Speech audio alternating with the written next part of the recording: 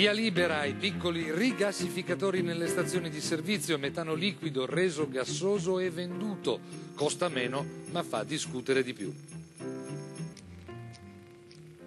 Buongiorno dal telegiornale scientifico. Il metano è ancora più conveniente se viene distribuito nelle stazioni di servizio in forma liquida ed erogato in quella gassosa. Liquido infatti occupa un volume centinaia di volte minore del gas. Per trasportare e stoccare metano liquido servono però dei contenitori refrigerati che siano anche molto robusti e il rischio di incidenti, secondo gli esperti, aumenta, così come aumentano le polemiche. Vediamo.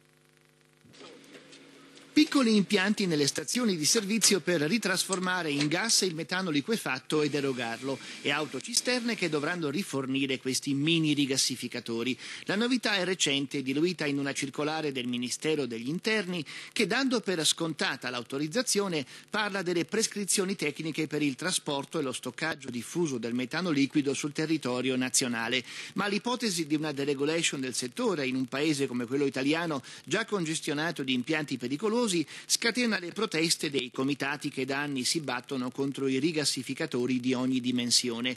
Anima del no il professore triestino Marino Valle, uno dei massimi esperti di serbatoi criogenici, quelli cioè dove il gas è tenuto in fase liquida da temperature che arrivano a 160 gradi centigradi sotto zero.